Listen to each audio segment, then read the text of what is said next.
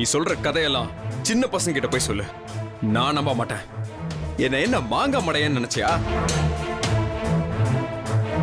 அந்த பொண்ணை பத்தி எனக்கு நல்லா தெரியும். வாய் கூசாம அவளை பத்தி ஏன் கிட்டயே போய் சொல்ற? முன்னாடியே நான் சொன்ன மாதிரி அந்த வந்தனா உன்னைய பத்தி தெரியாம மென்டல் மாதிரி உன் பின்னாடியே சுத்திக்கிட்டு இருக்கா. நீ அவளை கல்யாணம் பண்ணிக்க கூடாதுங்கிற விஷயத்துல தெளிவா இருக்க. ஆனா அது அவளுக்கு புரியவே மாட்டேங்குது. அன்னைக்கு பிரியாவை பேச்சுலர் பார்ட்டிக்கு வர வச்ச, இன்னைக்கு வைஷு மேல பழிய தூக்கி போடுற. என்னடா நினைச்சிட்டு இருக்கிற நீ? சும்மா நிறுத்த அபிஜித். நீ கொடுக்குற 3,000 ரூபாய் கான்ட்ராக்டுக்காக உனக்கு நான் அப்படியே அடிமையா இருக்கணுமா? அது ஒண்ணு இல்ல அரவிந்த், இவர் தான் நல்லவரா, நாமெல்லாம் கெட்டவங்களாம். ஏதாவது செஞ்சு அந்த பிரியா மனசுல இடம் பிடிக்க பாக்குறாரு. வாட்? அதான் ஆல்ரெடி அங்க ஒரு ஹீரோ இருக்கான்ல, அப்புறம் என்ன நீ செகண்ட் ஹீரோவா?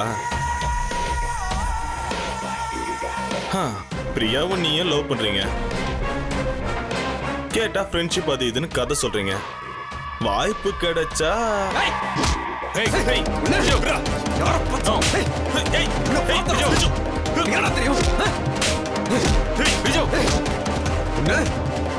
முட்டா ஓவரா பேசிட்டு போற.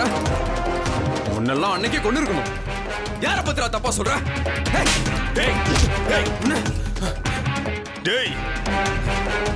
என் மேலேயே கை வச்சிடல. இப்ப சொல்றேன், உன் கான்ட்ராக்ட் தேவையில்ல, ஒண்ணு தேவையில்ல. அவளை நான் கல்யாணம் பண்ணிருந்தாலும் பாதியிலேயே வெளியே துரத்திருப்பேன். நான் இப்ப சொல்றேன், என்னை பத்தி உனக்கு ஒண்ணும் தெரியாது. இதுக்கு நீ கண்டிப்பா அனுபவிப்ப. போடா வெளியே. உன்ன மாதிரி 1000 பேரை பார்த்துட்டேன். உன் கான்ட்ராக்ட் வேணா, ஒரு மண்ணு வேணாம். போடா வெளியே, போடா. சாகடிச்சிருவோம். அசோக், இப்பத்துல இருந்து உனக்கு கெட்ட நேரம் ஸ்டார்ட் ஆயிடுச்சு. இதுக்கு நீ கண்டிப்பா வருத்தப்படுவ. போடா போடா. என்ன அசோக் இது? இவன்ட் எல்லாம் போய் கோவப்பட்டு இருக்க? விடு அரவிந்த், இவன் இல்லைன்னா இன்னொருத்தன் என்னவோ பெரிய இவன் மாதிரி பேசி சீன் போட்டுக்கிட்டு இருக்கான். அதை நம்ம கேட்டுட்டு வேற இருக்கணுமா? இவர் கான்ட்ராக்ட் கொடுப்பாராம், அதுக்காக இவர் சொல்றதெல்லாம் நம்ம கேட்டுட்டு இருக்கணுமா? சரி, அதை விட இன்னைக்கு நான் ரொம்ப சந்தோஷமா இருக்கேன். செலிப்ரேட் பண்ணலாமா? ஸ்மைல் மேன், ஸ்மைல் யா.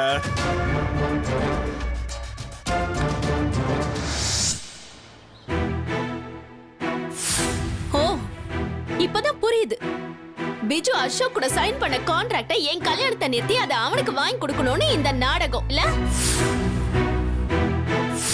என்ன வந்து நான் நீங்க இப்படி எல்லாம் பேசிட்டு இருக்கீங்க? நான் உங்களோட நல்லதுக்காக தான் அதெல்லாம் பண்ணேன்னு உங்களுக்கு தெரியலையா?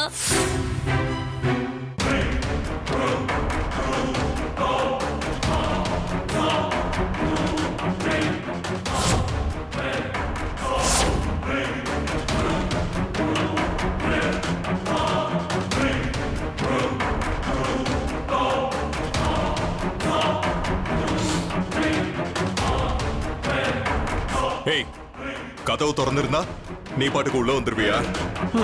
பிச்சைக்காரங்க எல்லாம் உள்ள வந்து பிச்சை கேட்க ஆரம்பிச்சிட்டீங்களா? பிச்சைலாம் இல்ல, வெளியே போ. போடா வெளியே. ஏன் மச்சான் சார் இவ்வளவு டென்ஷன் ஆயிட்டு இருக்கீங்க? நானும் இந்த வீட்டுக்குள்ள வந்தேன்னு நினைச்சுக்கிட்டு இருக்கீங்களா?